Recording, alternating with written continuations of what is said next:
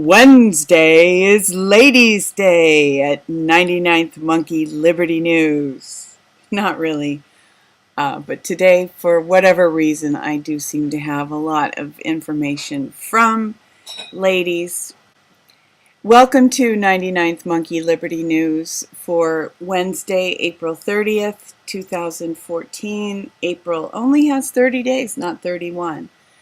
So this is the last day of April, and hey, April showers bring May flowers, right? So May is typically a beautiful month, a fragrant month, and hopefully it will be a month of breakthroughs this year.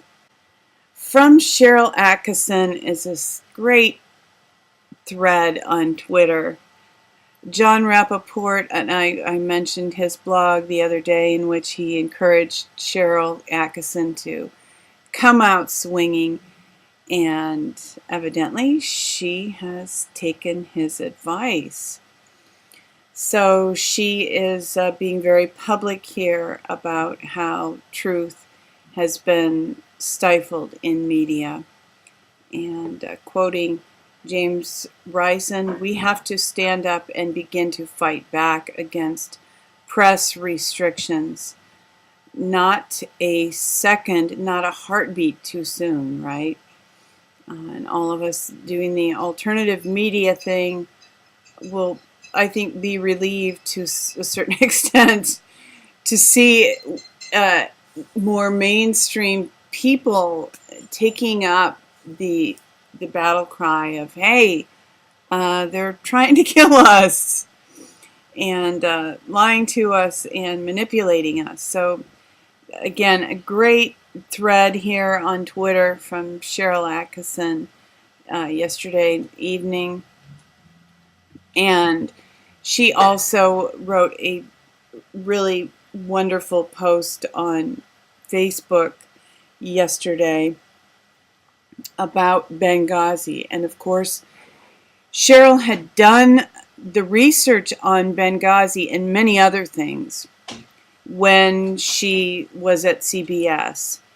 And now that she is gone from CBS, she has the opportunity to help people become aware of the information that she was able to glean over these last years. I mean, the things that Sharyl, the project she has worked on, it's not just Benghazi, it's Fast and Furious going back many years and other stories as well. So she doesn't have quite as much information maybe as like Edward Snowden, but she has a lot. And again, I'm glad to see that she is following John Rappaport's advice and coming out swinging.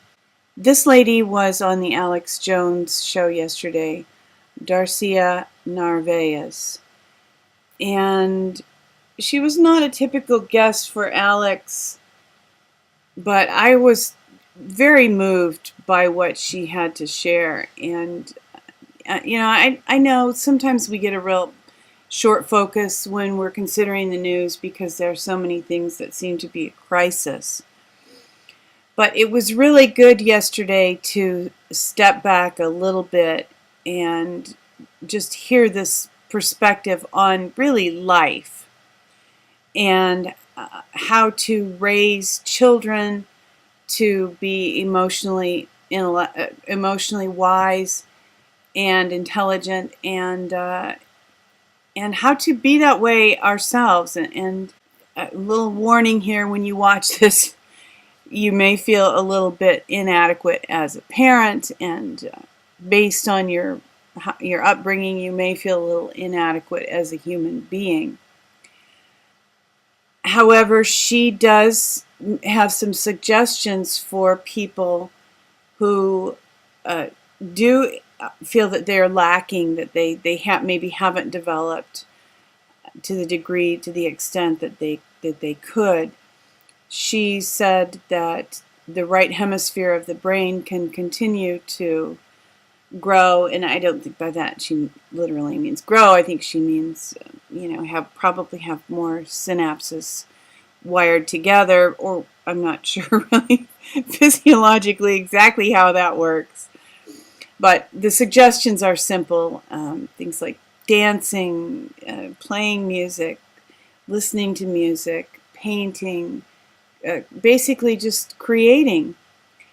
And so this was very, her message was challenging and encouraging, and very, very significant, especially in light of some of the eugenics issues that we've been considering, and I personally have been considering, based on some of the posts at Mercy Triumph with Fritz Springmeier representing a member of the Illuminati who say they want to be kinder and gentler, but they still want to maintain their eugenics programs. Listening to this lady talk, we realize that success or failure in life really has less to do, and I mean that's even a subjective term, but has less to do with genetics, with DNA, than it has to do with basically how much love our parents show us, and how much love is shown to us. That really is one of the crucial aspects of human development and the development of true human intelligence. So again, this is a half hour. Even though I heard it yesterday, I will probably listen to this again because it was just tremendous information.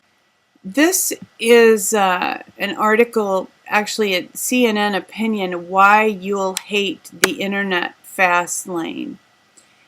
And I've mentioned before that, this is happening. I mean, basically this is happening already because Comcast has been throttling Netflix. It's just a fact. Many people who have Comcast are aware of that. It honestly has happened a little bit less more recently, but at times it just seems very obvious that Netflix, when watching Netflix, very obvious that it's being throttled. And we've even looked at our, done a speed calculator, what you can use to determine what your internet speed is, and the speed for a lot of other websites at the same time simultaneously has been quite high, and for the computer where we're using Netflix, extremely slow, extremely slow. So again, obviously they're already throttling. But so what they're going to do, rather than require broadband providers to treat all internet traffic more or less equally, the FCC will permit them to create an internet fast lane and shake down content providers like Netflix, Google, and Amazon for the right to travel in it. Guess who will really end up paying for the fast lane? Yep, you, the customers. The price will be higher than you think. Not only will you have to pay more for the services you already use, but you will also lose out on emerging services that will be crushed by the new costs. There's really so much hypocrisy here because I've read articles that state that Netflix has hugely cut down on piracy. So on one hand, these people are saying that they need to regulate the internet to stop piracy. But here's a company that does that just as people use it, because it gives such great access to so much. And they're going after the company that is helping to combat piracy. So there's just, again, hypocrisy and greed. Aren't you tired of it, man? I'm tired of my life being defined by the greed of corporations. I think it's time for a change. Here's another article, a video about the internet from InfoWars. Chinese-style internet ID coming next month.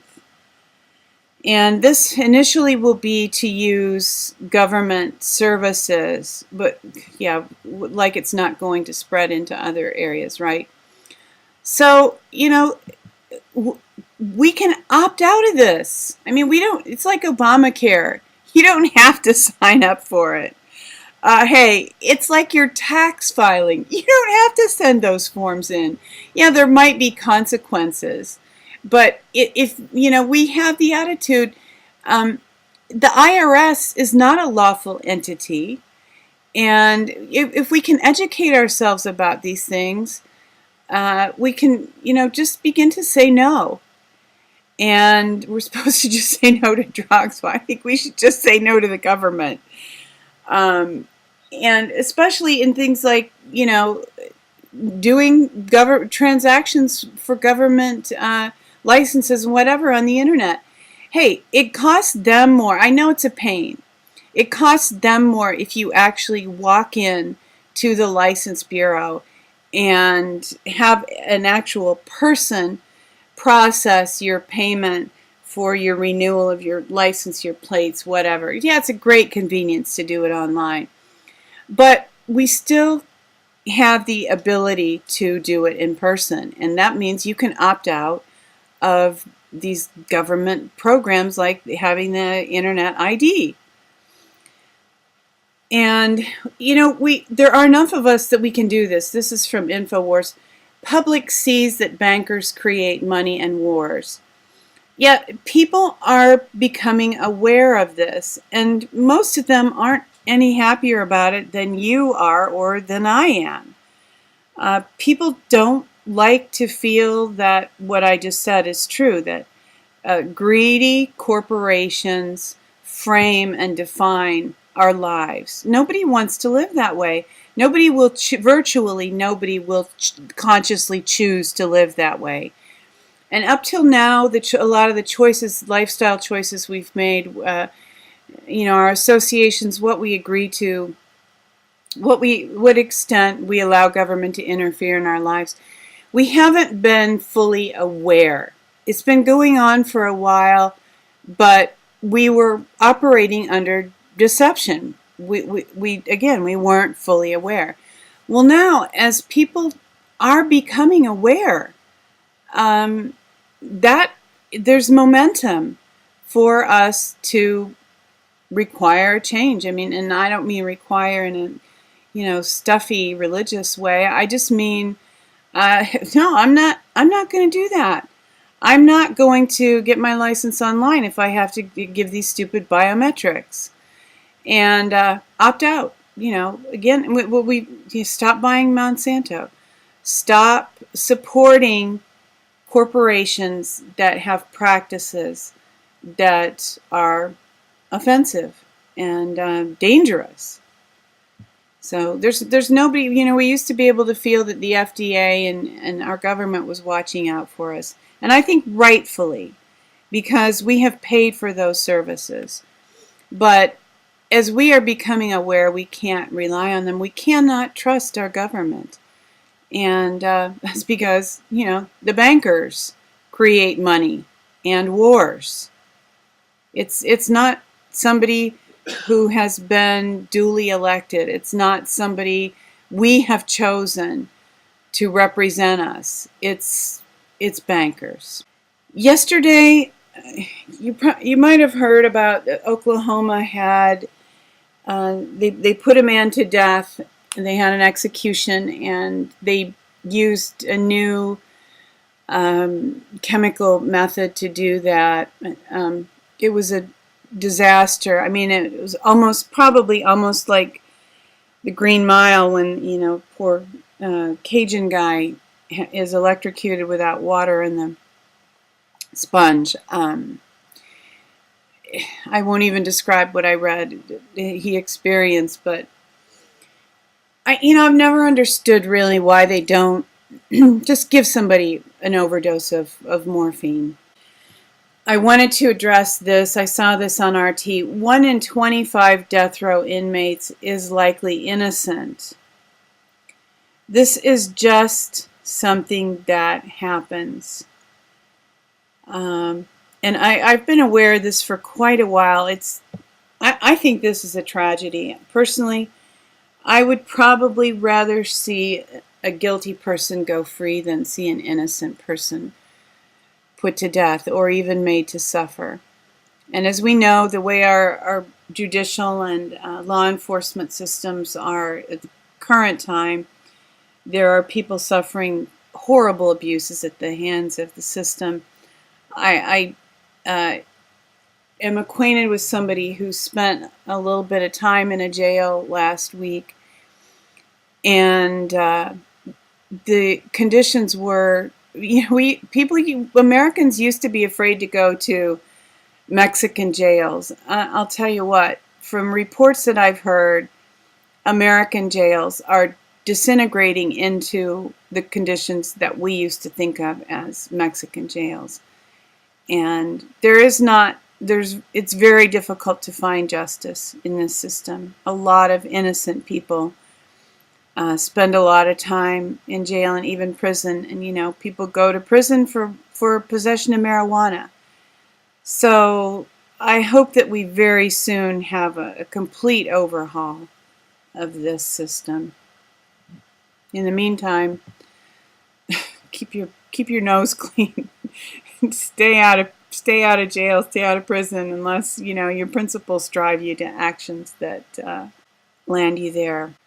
And then hopefully you will have God's blessing and support. And in the New Testament there were a couple different instances of people who were jailed for their principles, having angels come in the middle of the night and take them out. And I don't mean kill them, I mean see to their release. So maybe we'll be seeing some things like that before long. This is just a great lighthearted blog from John Rappaport from today. Language versus reality. You're probably not going to learn anything if you read this. You might not, gain any kind of wisdom or knowledge. But you might gain a little bit of ability to cope because it'll give you a laugh. And the joy of the Lord is our strength. From Blacklisted News, Epidemic of Hunger. New report says 49 million Americans are dealing with food insecurity. No, food insecurity is not bulimia or anorexia, that you're afraid your food is going to make you fat. Food insecurity is a concern that you will not be able to get food. And this article details the reasons why, mostly having to do with loss of jobs, loss of good jobs. 9 of the top 10 occupations in the U.S. pay an average wage of less than $35,000 a year. And of course, there are millions of people who aren't even working. So people are just concerned that they're not going to be able to get food. Food prices are going up. Cattle, like on the Bundy Ranch, are being slaughtered because the BLM wants to partner with the Chinese to put in things like solar plants. So this food insecurity, there is a reason for it. So this is always in the back of my mind. I have not yet started to garden for food. I've done it in the past.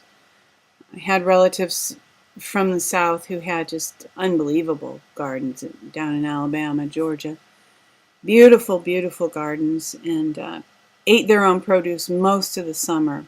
But I'm hoping to begin doing that, and there are a lot of people in my family who are very aggressively beginning to garden.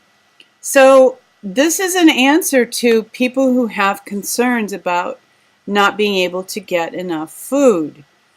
If you do searches online, there are, even in very small spaces, it's possible to grow enough food to even support a family. Certainly to supplement what you're able to buy. And fresh produce is one of the more expensive purchases when you go to a food store. So if you can grow at least some of your own produce, and if we all can, I mean, the more we're off grid, the weaker the system becomes. And the less we're dependent on the system, the more freedom everybody has. So I just went to naturalnews.com and did a search for gardening.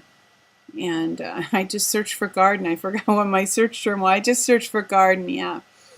So here's garden news, articles, and information. And there will be, a lot there. But I chose one: plan a victory garden and help create the world in which you live.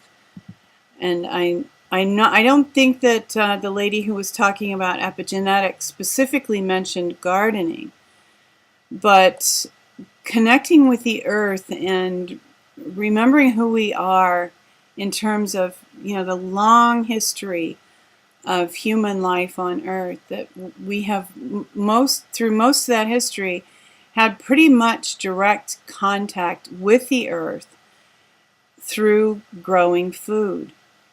And this is a very encouraging article, and harking back to the Victory Garden. And I think last week I mentioned Victory Gardens, and remember the PBS show called The Victory Garden that was an outgrowth from the time during World War II that people were encouraged to grow victory gardens. So what is a victory garden?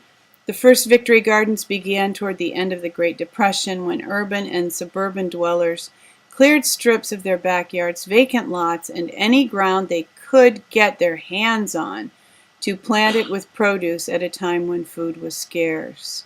So again, why victory gardens are back and how to plan a victory garden. So experience the healing power of nature, and victory gardens signals the new age. I do believe that we, becoming independent, becoming food independent, is one of the signals of the new age of liberty and justice for all. Thank you for tuning in for Ladies' Day. We had some articles from men too. We're an equal opportunity alternative news source. Weeping may endure for a night, but joy comes in the morning. Hoping that you will love one another, take care, and insist on liberty.